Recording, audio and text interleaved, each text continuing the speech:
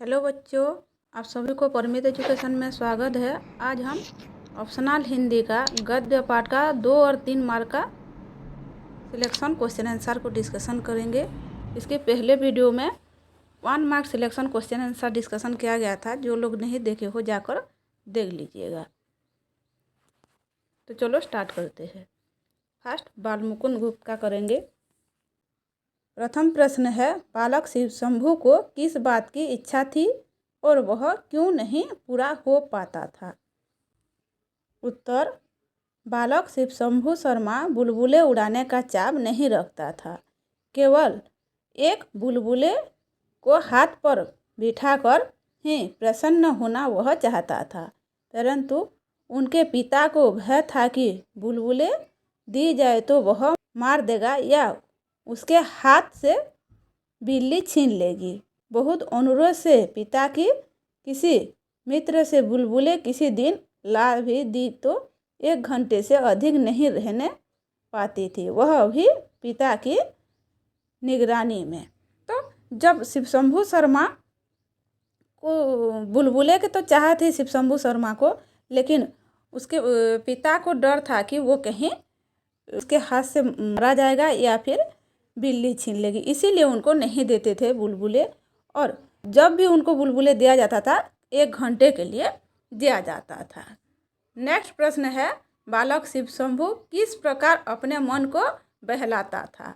उत्तर, पिता के बिना आज्ञा से बालक शिव शंभू बुलबुल नहीं ला सकता था। यद्यपि उन्हें हाथ पर बिठाना वह चाहा था, इससे जंगल में उड़ती बुलबुलों को देखकर जी खुश करता था। उसकी बोली सुनकर आनंद से हृदय नृत्य करने लगता था। कैसी कैसी कल्पनाएं हृदय में उठती थी, उन सब बातों का अनुभव दूसरों को नहीं हो सकता। तो बुलबुले की जो उसके मन में जो जो इच्छाएं थे और वो कल्पना उसके मन में जो उड़ता था, वो और किसी को नहीं बता पाता था। और बताने से भी कोई कैसे समझेगा अपना भावना, वो अपने आप खुद ही खुश होकर करता था शिव शंभू। नेक्स्ट प्रश्न, किसे बुलबुले के सपने कहा गया है और क्यों? उत्तर, दरबार की बात अगर की जाए तो वह अंग्रेजों के ख्याल से बड़ी चीज़ था, पर भारतवासियों की दृष्टि में वह बुलबुले के सपने से बढ़कर कुछ ना था। जहाँ जहाँ से वह जुलूस के हाथी आए वहीं वहीं सब लौट गए। नेक्स्ट प्रश्न है, भारतीयों के लिए कौन सी मूर्तियाँ ज़्यादा महत्वपूर्ण है? उत्तर, भारतीयों के लिए बनाई गई मूर्तियाँ कोई मायने नहीं रखता। वह इस दरिद्र देश के बहुत से धन की एक ढेरी है जो किसी काम नहीं आ सकती। एक बार जाकर देखने से विदित होता है कि वह कुछ विशेष पक्षियों कि कुछ देर विश्राम लेने के अड्डे से बढ़कर कुछ नहीं है, इसलिए इससे ज़्यादा महत्वपूर्ण मूर्तियां हैं जो भारतवासियों के हृदय में बनी हुई है। नेक्स्ट प्रश्न है, बालक शिव शंभू के मन में बुलबुल को लेकर क्या विचार था? उत्तर, बालक शिव शंभू शर्मा बुलबुले उड़ाने की चाव नहीं रखता था। केवल एक बुलबुले को हाथ पर बिठाकर ही प्रसन्न होना वह चाहता था, परंतु उनके पिता को भय था कि बुलबुले दी जाए तो वह मार देगा या उनके हाथ से बिल्ली छीन लेगी। पिता के आज्ञा के बिना शिव शंभू बुलबुले नहीं उड़ा सकता था, इसीलिए जंगल में उड़ती बुलबुलों को देखकर जी खुश करता था। मैं उड़ती बुलबुलों को देखकर जी खुश करता था, उसके बुलबुली सुनकर आनंद से हृदय नृत्य करने लगता था। तो शिव शंभू का जो चाह था, एक बुलबुल को हाथ कर लेकर वो देखता रहेगा और घुमाता रहेगा, तो इसी से वो खुश होगा। तो शिव शंभू जो बुलबुले उड़ते थे उनको देखकर भी वो खुश हो जाता था, उसकी बोली सुनकर वो बहुत खुश होता था। नेक्स्ट प्रश्न है, शिव शंभू की मनोवांछा कैसी पूरी हुई? सपने में ही शिव शंभू की मनोवांछा पूर्ण हुई। सपनों में वह देख रहा है आज उसे बुलबुलों की कमी नहीं है। खेलने का मैदान बुलबुलिस्तान बन रहा है। आज वह बुलबुलों का महाराजा बना हुआ था। उसने देखा कि सामने एक सुंदर बाग है, वहीं से सब बुलबुलें उड़कर आती है। बालक कूदता हुआ दौड़कर उसमें पहुंचा। सोने के पेड़ पत्ते, उन पर सोने की महल है, उस पर सैकड़ों सुनहरी कलश है, उस पर भी बुलबुलें बैठी है। बालक को 3 साथियों सहित महल पर चढ़ गया। उस समय वह एक सोने का बगीचा, सोने के महल और बुलबुलों सहित एक बार उड़ा। सब कुछ आनंद से उड़ता था। बालक शिव शंभु भी दूसरे बालकों सहित उड़ रहा था और खुश हो रहा था। बालक शिव शंभु जो था उसका सपना बहुत खुश जैसे हो जाएगा, ऐसा ही सपना था कि सपनों में वो बुलबुलें उड़ना देखता था और उनके साथ खेलता था। बाग में जैसे सोने के पेड़ पौधे हो गए हैं, उनके 3 साथी भी मिल गए थे खेलने के लिए, ये सब वो सपने में देखकर खुश हो रहा था और जैसे कि उसको लगा कि उसका सपना पूरा हो गया है। प्रश्न है, भारतवर्ष की भिन्न भिन्न भाषाओं में साहित्यिक रचना है कैसी? उत्तर, भारतवर्ष की भिन्न भिन्न भाषाओं की साहित्यिक रचना है। यदि हम आज के हिंदी, बांग्ला आदि भाषाओं के साहित्य को देखें तो उनमें थोड़ा बहुत अंतर दिखता है, परंतु सार रूप में प्रवृत्तियाँ प्राय एक सी ही पाई जाती है। नेक्स्ट प्रश्न है, भारतीय साहित्य की एकता का लक्ष्य क्या है? उत्तर, किसी प्रदेश विशेष के साहित्य में जो विशेषताएं आज प्रारंभ हुई है, किसी अन्य प्रदेश के साहित्य में वे ही विशेषताएं 10, 20 या 25 वर्ष पहले या पीछे आरंभ हुई थी या हुई है। इस प्रकार केवल इतना ही सिद्ध होता है कि भारतीय साहित्य में आदान प्रदान की परंपरा चल करती है और विभिन्न प्रांतों के साहित्य अपने सहयोगी प्रांतों की रचनाओं का आवश्यकता अनुसार उपयोग करते रहते हैं। अब यह तथ्य अभी मूलतः भारतीय साहित्य की एकता का ही लक्ष्य है। जो भारतीय साहित्य के बारे में कहा गया है उसका जो एकता है बहुत प्राचीन से है, 25 वर्ष पहले से ही आरंभ हुआ था। नेक्स्ट प्रश्न है, भारतीय साहित्य की एकता पर जोर देने की आवश्यकता क्यों है? उत्तर, भारतीय साहित्य की एकता पर जोर देने की आवश्यकता इसलिए है कि आज संसार के समक्ष भविष्य की स्थिति बहुत कुछ टोल हो गई है। विघटन की शक्तियाँ इतनी बदलती हो गई है कि यह नहीं समझ पड़ता कि नया विकास और नया संगठन किस प्रकार होगा। सभ्यता के इस संक्रांति काल में भारतवर्ष अपना संतुलन खो देने का भय भी रहता है। इसलिए भारतीय दर्शन और भारतीय साहित्य उन्हें नया मार्ग निर्देश दे सकते हैं। नेक्स्ट प्रश्न है, राष्ट्रीय एकता के लिए किस एकता की परम आवश्यकता है? उत्तर, इतिहास साक्षी है जब कभी हमारे देश में भाषा और साहित्य की संयोजक शक्ति कम हुई है तब कोई भी राजनीतिक संकट आया है या हमें राष्ट्रीय दुर्दिन देखने पड़े हैं। भारतीय साहित्य की एकता आदर्श सदैव हमारे राष्ट्रीय एकता के लिए प्रेरणा स्रोत है। साहित्य जोड़ने का काम करता है, इसलिए राष्ट्रीय एकता के लिए साहित्य की एकता आवश्यकता है।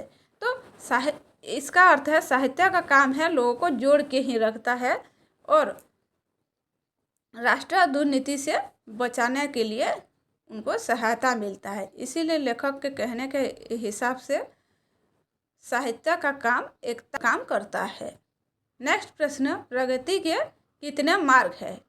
प्रकाश डालिए। उत्तर, प्रगति के 2 ही मार्ग है, स्वाभाविक विकास का अथवा क्रांति का।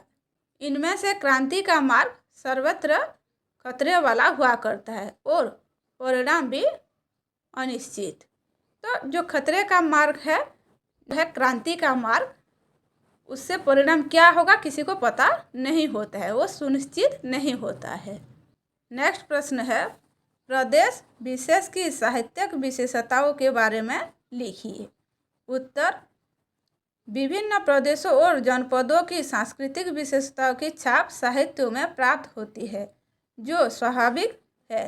साहित्य के विविध रूपों में से किसी भाषा में किसी रूप की विशिष्टता भी मिलती है। उदाहरण स्वरूप आज के मराठी साहित्य में नाटकों की स्थिति अपेक्षाकृत अधिक अच्छी है।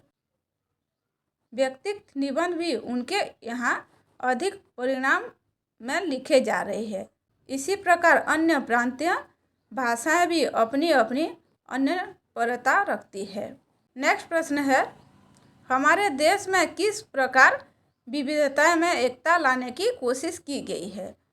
उत्तर, हमारे देश में विविधता में एकता लाने की चेष्टा चिरकाल से की गई है और इस कार्य में साहित्यकों ने विशेष योग्य दिया है। वैदिक साहित्य के द्वारा सारे देश में एक सी धार्मिक भावना, एक सी यज्ञ पद्धति और एक साथ दार्शनिक आचार प्रतिष्ठित हुआ है। आज भी भारतीय ग्रंथों में वैदिक संस्कार विधाएं प्रचलित है। रामायण में राम के चरित्र की गरिमा और महत्ता, मानव की ही गरिमा और महत्ता के दक्षिण में वाल्मीकि रामायण का प्रचार उत्तर भारत में कम नहीं है। प्रश्न है, भेड़िए और भेड़िए से, भेड़ियों ने ऐसा क्यों सोचा कि अब हमारा संकट काल आ गया? उत्तर, भेड़ियों ने सोचा कि हमारा अब संकट काल आया, की संख्या इतनी अधिक है कि पंचायत में उनका बहुमत होगा और अगर उन्होंने कानून बना दिया कि कोई पशु किसी को ना मारे तो हम खाएंगे क्या हमें घास चरना सीखना पड़ेगा? तो इसका यही अर्थ है कि भेड़ियों का संख्या अधिक था, इसीलिए उन लोगों का अगर बहुमत हो गया तो हम लोगों का कोई नहीं सुनेगा। नेक्स्ट प्रश्न है, बूढ़े सियार ने भेड़िए से क्या क्या करने को कहा? उत्तर, बूढ़े सियार ने भेड़ियों का रूप बदला, मस्तक पर तिलक लगाया, गले में कंठी पहनाई और मुंह में घास के तिनके खोद दिए। भेड़े की सभा में जाने से पहले 3 बातों का ख्याल रखना होगा। अपनी हिसक आँखों को ऊपर मत उठाना, हमेशा जमीन की ओर देखना और कुछ बोलना मत। वहाँ बहुत सी भेड़ें आएंगी, सुंदर सुंदर, मुलायम मुलायम, तो कहीं किसी का तोड़ मत खाना। तो इसका अर्थ है कि एक बूढ़े सियार ने जो रूप बदला था उसका अलग सा रूप बदल कर वो गया था और उसी हिसाब से वो बात कर रहा था कि जैसे पता ना चले। नेक्स्ट प्रश्न है, बूढ़े सियार ने रंगे सियारों के किन किन विशेषताओं को बताया? उत्तर, बूढ़े सियार ने कहा, वे बड़े काम के हैं, आपका सारा प्रचार यही करेंगे, इन्हीं के बल पर आप चुनाव लड़ेंगे। यही पीला वाला सियार बड़ा विद्वान है, विचारक है, कवि भी, लेखक भी। यह नीला सियार नेता और पत्रकार है और यह हरा धर्मगुरु है। तो वो लोग सबका इस हिसाब से परिचय दे रहे थे। प्रश्न है, भेड़िए ने सुबह कौन सा महान कार्य किया था? उत्तर, बूढ़ा सियार बता रहा था, आज सुबह की बात है कि एक मासूम भेड़ के बच्चे के पाँव में कांटा लगा गया तो भेड़िया संत ने उसे दांतों से निकाला, पर जब वह बेचारा कष्ट से चल बसा तो भेड़िया संत ने सम्मानपूर्वक उनकी अंत्येष्टि क्रिया की। उनके घर के पास जो हड्डियों का ढेर लगा है उसके दान की घोषणा उन्होंने आज सवेरे ही की। नेक्स्ट प्रश्न है, भेड़ और भेड़िए कहाँ किस किस के प्रतीक है? उत्तर, भेड़ साधारण भोले भाले जनता है और भेड़िए शासक वर्ग का प्रतीक है जो हमेशा जनता के साथ छल करता है। नेक्स्ट प्रश्न है, पशु समाज में हर्ष की लहर क्यों दौड़ गई? उत्तर, वन प्रदेश में भेड़ों ने सोचा कानून बनाए। पशु समाज में इस क्रांतिकारी परिवर्तन से हर्ष की लहर दौड़ गई कि सुख, समृद्धि और सुरक्षा का स्वर्ण युग अब आया और वह गया। तो उन लोगों के मन में यही विचार होने लगा। नेक्स्ट प्रश्न है, हर भेड़िए के पास 2-4 सियार रहकर क्या करती है? उत्तर, भेड़ियों के आसपास 2-4 सियार रहते ही है। जब भेड़िया अपना शिकार खा लेता है तब ये सियार हड्डियों में लगे मांस को कुतर कर खाते हैं और हड्डियां चूसते रहते हैं।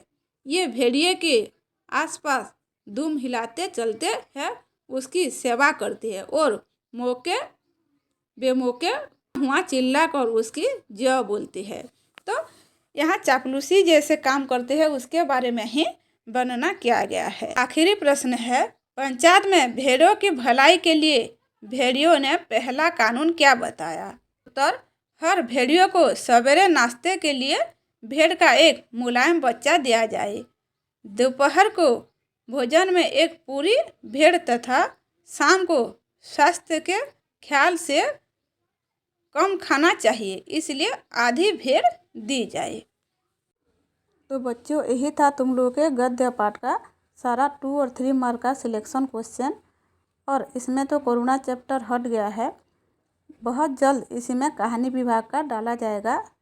जो लोग सब्सक्राइब नहीं किए हो चैनल को सब्सक्राइब कर लीजिएगा ताकि बहुत जल्द देख पाओगे। धन्यवाद।